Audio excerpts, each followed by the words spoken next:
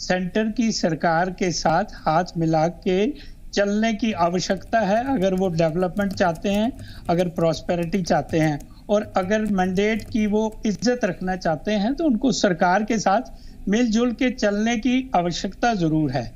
मैं अप्रिशिएट करता हूं अगर उमर अब्दुल्ला साहब ने, भले उन्होंने इलेक्शन कैंपेन में भारतीय जनता पार्टी के खिलाफ बोलते हुए कोई कसर छोड़ी नहीं, लेकिन आज जो 27,000 करोड़ का जो प्रोजेक्ट, हमारा टनल का प्रोजेक्ट, जानपुर टनल का जो प्रोजेक्ट का उद्घाटन हुआ, आदरणीय प्राइम मिनिस्टर साहब ने उसका उद्घाटन किया, और उस उद्घाटन करते हुए जो उमर साहब की बॉडी लैंग्वेज थी, उनका कम्युनिकेशन था, उनकी जो अप्रिसिएशन थी, I think this is healthy for the people of Jammu and Kashmir.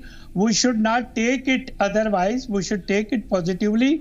अगर दो सरकारों का तालमेल आपस में बनता रहेगा तो मुझे लगता है वो जम्मू कश्मीर की बका के लिए है। चलिए, इन लफ्ज़ों से हम भी थोड़ी देर के लिए मोटिवेट हो जाते हैं। सुहेल काज़मी साहब, एक सीनियर जर्नलिस्ट होने के नाते अवाम क्या करे ऐसे टाइम पे? देखिए, घपले तो हो रहे हैं, लगातार एफआईआर भी दो दर्ज हुई है। इससे पहले अफसरान जिन्होंने आवाज़ उठाई उनका तबादला भी हो गया पिछले 10 साल में, उससे भी पहले। हालांकि ये प्रोजेक्ट शुरू हुए ज़्यादा दिन नहीं हुए, लेकिन 3535 करोड़ से ज़्यादा का मामला एक छोटी मोटी रकम नहीं होती। लोगों के टैक्सेस से बचे हुए ये पैसे सरकार तक पहुंचते हैं, और इतने बड़े पैमाने पर। क्या आपको लगता है कि वाकई कुछ लोग इतनी मजबूती के साथ बैठे हुए हैं कि वो एडमिनिस्ट्रेशन हो, सरकार हो, किसी की परवाह नहीं करते और जब चाहे अपना प्रभाव डाल सकते हैं? बिल्कुल, आप ठीक कहते हैं। देखिए, ये अकेला इंसान नहीं इन्वॉल्व होता है, ये पूरे एक टीम होती है। हर गवर्नमेंट इंस्टीट्यूशंस में ये रोजमर्रा की काम है, ये कोई नई बात नहीं है और आगे बंद हो जाएगी ऐसी भी बात नहीं है, क्योंकि ये एक पूरा नेक्सस होता है जिसके तहत काम होता है। अब तो ई टेंडरिंग आ चुकी है, बहुत सी नई इनोवेशन जो हैं काम को देने के लिए और काम करवाने के लिए इंट्रोड्यूस हुई हैं, लेकिन उसके बावजूद जो है, एक तो यहाँ जम्मू कश्मीर में पिछले कुछ सालों से बाहर के लोग आके टेंडर्स यहाँ डालते हैं। मैक्सिमम जो प्रोजेक्ट्स हैं जितने भी, चाहे वो लीकर पॉलिसी है, चाहे रोड प्रोजेक्ट्स है, चाहे नेशनल हाईवेज है, तो 80-90% तो बाहर के लोग हैं, जम्मू कश्मीर के लोग है नहीं। जो बाहर से ही डील करते हैं, बाहर ही करप्शन का बोलबाला चलता है और यहाँ से पेमेंट ड्रॉ करते हैं और काम करते हैं। ये जो यूजुअली हम 6-7 साल से देख रहे हैं, जो बड़ा अनफॉर्चुनेट है जम्मू कश्मीर के लोगों के लिए। जम्मू कश्मीर के लोग, आप कहते हैं क्या करें? जम्मू कश्मीर के लोग आपके पास आएंगे, आपके चैनल पे दुहाई देंगे, मेरे पास आएंगे, प्रेस रिलीज करेंगे, प्रेस कॉन्फ्रेंस करेंगे और 2-3 बार करके थक के बैठ जाएंगे। देखिए, अगर आपको जम्मू कश्मीर को सीरियसली ये चीजें देखनी है, जम्मू कश्मीर के लोगों के रिहेबिलिटेट पे आना है, तो आपको स्ट्रिक्ट लॉस के तहत आपको ये लोग आइडेंटिफाई करने हैं, उनको नौकरियों से निकालना है, उनको अंदर करना है। और मोटे से मोटे, अब हम तो यूनियन टेरिटरी में नए लॉज आ गए, तो कुछ और लॉज ऐसे इंट्रोड्यूस कीजिए जिससे कि एक clear, loud and clear message समाज में जाए कि एग्जीक्यूटिव एजेंसी जो है वो ट्रांसपेरेंट रहेंगी और लोग जो है वो उनसे कभी भी बातचीत कर सकते हैं, पूछ सकते हैं सवाल। अब तो एमएलएज हैं, वो पूछ सकते हैं, उन एमएलएज लोगों के चुने हुए नुमाइंदे। लेकिन 100% इससे निजात पाना तो नामुमकिन बात है, ना वो कभी होगा। लेकिन यह है कि अगर उसकी रेशियो कहीं भी घट जाती है और काम पे ज्यादा फोकस किया जाए, तो मुझे लगता है कुछ बेहतरी हो सकती है। और हम सबका फर्ज है as a citizen of Jammu and Kashmir ऐसे लोगों को आइडेंटिफाई करना। पीडीपी का ही एंडीवर नहीं है कि वो अपोजिशन में है। मैं समझता हूं अगर वो कुछ ऐसे रियल इश्यूज को पब्लिक डोमेन में लाती है तो खुश होना चाहिए। लोग खुश होते हैं कि ऐसी चीजें सामने आए जो एक्सचेकर को लूटती हैं, जो लोगों के सबस्टैंडर्ड काम होते हैं, चाहे वो स्मार्ट सिटीज है या और चीजें हैं।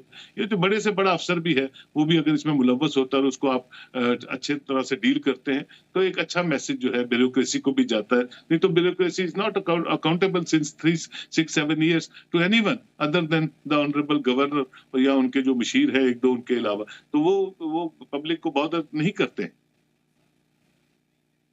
तमाम तर जो बातें आप सभी से हुई, उससे साफ तौर पे एक ही चीज़ जो गालिब का एक शेर है याद आ रहा है, बेखुदी इस तरह की कोई शेर है जो मुझे एग्जैक्ट याद नहीं आ रहा। बेखुदी बेसबब नहीं गालिब, कुछ तो है जिसकी पर्दादारी है। शायद वो कुछ पर्दादारी क्या है, अवाम को फैसला करने देते हैं। और यकीनन आवाम की भलाई के लिए कौन कितना कर रहा है, इसके ऊपर हमारा ध्यान ज़रूर रहेगा।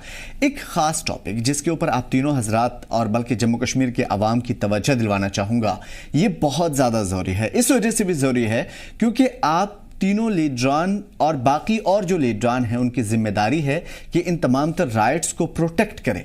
कश्मीर और कश्मीरियों के लिए आवाज़ उठाने वाले लोग आज अगर ये आवाज़ नहीं उठाएंगे और लोगों को प्रोटेक्ट या तहफ़्फ़ुज़ का एहसास नहीं दिलाएंगे तो यकीनन कल वो ज़रूर रिस्पॉन्सिबल होंगे और उनके साथ भी ये चीज़ें होंगी।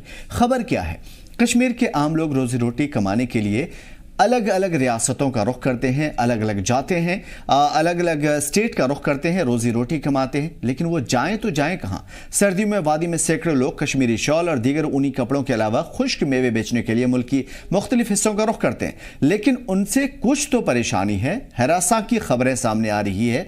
ये तस्वीरें उनकी मुश्किलों को बयान करती है जो हम आपको दिखा पा रहे हैं। पहली तस्वीर हिमाचल प्रदेश की, जहाँ पे पिछले कुछ महीने में मकामी खातून शाल बेचने के लिए कश्मीर बुजुर्ग और नौजवान को काफ़ी बुरा भला कहती हुई नजर आई। 1-2 महीने पहले या 1.5 महीने पहले की कहानी थी। खातून ने उन्हें धमकी भी दी थी। सोशल मीडिया पर वीडियो काफ़ी वायरल हुआ था। लोगों ने माफ़ी भी मांगी, हमने डिबेट भी चलाई, आवाज़ उठाई और आप सभी लीडरान तक पहुंचे। दूसरी तस्वीरें हमने अलीगढ़ में देखी, जहां पे एक मुकामी शख्स ने गेस्ट हाउस में रुक करके 8-10 कश्मीरियों की पुलिस से शिकायत कर दी और पुलिस ने उनका शनाख्ती कार्ड और सामान की चेकिंग की। न सिर्फ चेकिंग की बल्कि उन लोगों में बुजुर्ग लोग भी थे जिनकी काफी ज्यादा बेइज्जती हुई, क्योंकि सीधे तौर पे किसी को कह देना डाकू, किसी को कह देना चोर या किसी को कह देना कातिल आसान नहीं है, उसे प्रूफ भी करना पड़ता है। और कोई भी शख्स मुंह उठा करके किसी को भी ऐसे नहीं कह सकता जब तक आपके पास पुख्ता सबूत ना हो। तो इंतजामिया और आम लोगों के लिए भी क्या ये बाइजनेस का सवाल है? मुकामी शख्स का इल्जाम था कि मुल्क मुखालिफ बातें कर रहा था, लेकिन पुलिस की जांच में ऐसा कुछ भी सामने नहीं आया। और जम्मू कश्मीर ही नहीं, मुल्क के किसी भी हिस्से में चले जाइए, बल्कि दुनिया के किसी भी हिस्से में चले जाइए, जम्मू कश्मीर के वासी आमतौर पर अपनी मादरी जुबान में बोलना, बात करना पसंद करते हैं। तो फिर एक गैर रियासती शख्स को कश्मीरी जुबान कैसे समझ में आती है? लेकिन तीसरी तस्वीर काफी तशवीशनाक है और ये किसी दूसरे सूबे से नहीं है, किसी दूसरे स्टेट से नहीं है, बल्कि जम्मू कश्मीर के रामबन जिले के बानिहाल की है। सड़क किनारे दुकान लगाने वाले शख्स अनंतनाग का है। एक मुकामी शख्स ने इस पर सवाल उठा दिया। सोशल मीडिया पर वायरल वीडियो में शख्स कह रहा है कि बाहर के लोगों को यहां कारोबार करने की इजाजत नहीं दी जाएगी। तो आप कौन हैं जो इजाजत देंगे? वायरल वीडियो में कश्मीरियों को धमकाने वाले शख्स का नाम शादाब है। नाम से कोई फर्क नहीं पड़ता, बाइजनेस का सवाल है, इलाकायत का सवाल है। शादाब ने कैसे टीवी को सफाई देते हुए कहा कि मुकामी लोग कश्मीर से आने वाले कारोबारियों को नहीं कह रहे हैं, बल्कि हॉकर्स माफिया के खिलाफ हैं। तो फिर आपके वो लफ्ज जो थे वो किसके लिए थे? और सबसे बड़ा सवाल कि आखिर इस पे लीडरान खामोश क्यों हैं? क्यों नहीं उनके तहफ़्फ़ुज़, उनके राइट्स के लिए आवाज उठाए जाते हैं? उनको प्रोटेक्ट करने के लिए आगे दूसरे स्टेट में बात होती है। क्या आम आदमी ही पिसता रहेगा अपने स्टेट में अपनी हुकूमत, अपनी इंतजामिया से, और दूसरे स्टेट में न सिर्फ हुकूमतों से बल्कि आम लोगों से भी?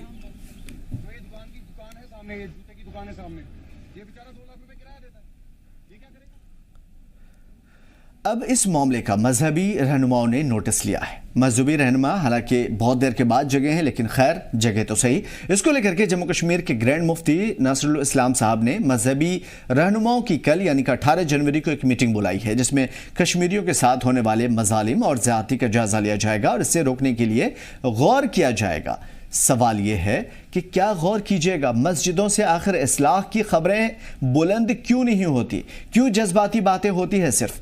क्यों ऐसा नहीं होता कि समाज को बेहतर रास्ते पे लाया जाए? क्यों ऐसा नहीं होता कि दुनिया के नाम एक पैगाम दिया जाए और मुल्क के नाम एक पैगाम दिया जाए कि हम कश्मीरी तुम्हारी ही तरह हैं, हमारे राइट्स भी तुम्हारी ही तरह हैं, ये मुल्क जैसा तुम्हारा है हमारा भी है, और कानून भी तुम्हारे लिए बराबर, हमारे लिए भी बराबर। आते हैं सीधा अपने मेहमानों की तरफ। सुहेल काज़मी साहब, सबसे पहले रद्द-ए-अमल चाहेंगे, उसके बाद अपने दूसरे मेहमान की तरफ आएंगे। सर, मैं माफी मांगूंगा, मुझे कहीं और निकलना है, तो मैं अपनी बात रखता हूँ। ये अनफॉर्चुनेट है कि देखिए, जम्मू कश्मीर हिंदुस्तान का ताज तो आप कहते हैं, सारी पॉलिटिकल पार्टीज कहती है और मानती भी हैं, और जिस तरह की चीजें जम्मू कश्मीर में हुई पिछले 3-4 डिकेड से, एक इररिपेयरेबल लॉस जम्मू कश्मीर के लोगों ने, चाहे वो पाकिस्तान है, चाहे वो अलगाववाद है, चाहे वो कोई भी एजेंसीज या वो कोई ऐसे फ्रिंज एलिमेंट्स है जिन्होंने जम्मू कश्मीर को नुकसान पहुंचाने में कोई कमी नहीं छोड़ी है। और उसके बाद जब हम थोड़ा सा पटरी पे आते हैं, एक अच्छी सी डगर पे चलते हैं, जमहूरी कदरों को और मजबूत करने की कोशिश करते हैं, तो कहीं बिहार से, कहीं अजमेर से, कहीं कोई शिमला से कोई ऐसा इंसिडेंट सामने आता है जिससे कि पूरी कौम जो है, जम्मू कश्मीर के लोग, वो सहम जाते हैं या वो सदमे में आ जाते हैं या अपने आप को वो, मैं तो देखता था कि ठीक है यहाँ मिलिटेंसी रही, अलगाववाद रहा, तो कुछ लोग बाहर के स्टेटों में जब भी हम रूम भी लेते थे तो उनको आइडेंटिफिकेशन अपनी देनी पड़ती थी। ठीक है, आप आइडेंटिफिकेशन दीजिए, बहुत अच्छी बात है, पुलिस की दायरे में जो भी चीजें होती हैं, जो नॉर्म्स बने हैं उस पर कीजिए, लेकिन जात पात के तल्लुक में, कश्मीर के नाम के पे तल्लुक पे आपको कश्मीर के शॉल अच्छे लगते हैं, टोपियां अच्छी लगती हैं, बादाम अच्छे लगते हैं, अखरोट अच्छा लगता है, ये एक जो क्राफ्ट से अच्छी लगती हैं, लेकिन जबान से आप कभी नफरत करते हैं या किसी कश्मीरी के लिबास से आप नफरत करते हैं या बसों में बिठा के आप थप्पड़ मार देते हैं ट्रेन पे, ये बहुत अनफॉर्चुनेट है। मैं समझता हूँ प्राइम मिनिस्टर ऑफिस से एक ऐसा मैसेज निकलना चाहिए, जो मैं समझता हूं जिस तरह से वो जमीनी हकायक पर डेवलपमेंट की बात कर रहे हैं, जम्मू कश्मीर के लोगों को की जो अपनी एक संस्कृति है, अपना जो कल्चर है, अपना जो एक सम्मान है, जो अपना अभिमान है, उसके लिए बात करनी चाहिए, ताकि पूरी इंडिया में जब भी कोई चीज ऊपर से आती है तो मैं समझता हूँ उसका मैसेज डाउन द लेन तक जाता है, हर स्टेट में समझ आती है। ट्रेन अगर कश्मीर से कन्याकुमारी दिलों को जोड़ने का काम कर रही है, दिल तो पहले जोड़िए, कश्मीरियों के दिलों को समझिए। कश्मीरियों ने एक जनरेशन गवा दी है, अपनी जो इररिपेयरेबल लॉस है, जो वापस नहीं आएगी वो जनरेशन, चाहे वो पाकिस्तान था, चाइना था, जिसकी बदौलत वो बच्चे चले गए इस दुनिया से। तो मैं समझता हूं कि आप दिलों को दिलों से जोड़िए, जबानों को जोड़ने का काम कीजिए, जज्बातों को जोड़ने का काम कीजिए, तभी जम्मू कश्मीर जो है और अच्छी तरह जो है थोड़ा खुशहाली की तरफ आगे चलेगा। इस टाइप के जो इंसिडेंट जो आते हैं, मैं समझता हूँ मुफ्तीस को नहीं, बाकी रिलीजन्स के जो उलमास हैं, जो हिंदुइज्म के हैं, जो हमारे शंकराचार्य हैं, वो भी कंडेम करने चाहिए, क्योंकि माइनॉरिटीज तभी खुली फिजा में और अच्छी तरह योगदान देती हैं जब मेजॉरिटी कम्युनिटीज जो है उनके रेस्क्यू पे आती है या उनकी जो ऐसी कोई चीजें हो जाती है उनको कंडेम करती है। तो एक गुलदस्ता जो हिंदुस्तान का है, जिसकी दुहाई पूरी दुनिया में मोदी जी भी को देते हैं और पूरी दुनिया वेलकम करती है कि multi racial, multi religious country के प्राइम मिनिस्टर है, तो उसका सबसे बड़ा जो जिम्मेवारी है वो मेजॉरिटी कम्युनिटी तब जाकर के अदा होगी। बिल्कुल सही कहा आपने, और बिल्कुल ये सारी चीज़ें जो आपने कही हैं, हालांकि इस समाज में थ्योरी की तरह लगती है, लेकिन काश इस पे अमल हो जाए। बहुत शुक्रिया सर हमारे साथ जुड़ने के लिए और अपना कीमती वक्त के साथ, जो भी आपके वक्त रहा हमारे साथ ज़्यादा से ज़्यादा जुड़ने के लिए बहुत शुक्रिया। मैं अवतार सिंह साहब आपकी तरफ आऊँगा। देखिए, आप एक सीनियर लीडर ही नहीं है, बल्कि आप आवाम के लिए रिस्पॉन्सिबल भी हैं। सवाल यह कि दिल्ली से कश्मीर की दूरी तो आपने ख़त्म कर दी, लेकिन दिल की दूरी नहीं मिटा पाए। पूरे मुल्क में ऐसा माहौल है, कश्मीरियों के साथ साफ तौर पे कई जगह हुए हैं, और बल्कि और भी कई ऐसे मामला हैं, लेकिन अब सीधे तौर पे कश्मीरियों को टारगेट किया जाता है, उन्हें कभी गालियां सुननी पड़ती है और इलाके से भगा दिया जाता है। सर, कब तक चलेगा? सरकार से बात करिए, कोई स्टेटमेंट जारी करिए।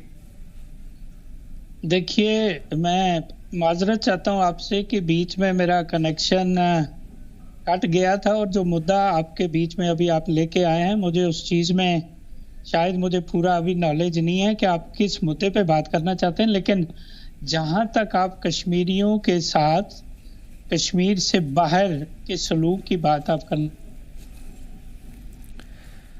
बिल्कुल, वो मुद्दे हम ज़रूर आपको याद दिला देते हैं। शिमला का वाक़या हो, अलीगढ़ का वाक़या हो या ख़ुद जम्मू का वाक़या हो, इन जगहों पे कश्मीरियों के साथ उन्हें कुछ बेचने या फिर कुछ ख़रीदने या इलाके में किसी भी तरह के कारोबार करने पर रोक लगा दी जाती है, उन्हें गालियां दी जाती है, इलाके से भगा दिया जाता है। तो मेरा कहना साफ है कि पूरे मुल्क में आपकी हुकूमत है, पूरे मुल्क में दुनिया की सबसे बड़ी पार्टी आप की दावेदारी भी करते हैं। सवाल यह है कि आखिर दुनिया की सबसे बड़ी जो पार्टी है वो इतनी खामोश क्यों है, गुंग क्यों है, आवाज़ क्यों नहीं बुलंद होती कश्मीरियों के लिए?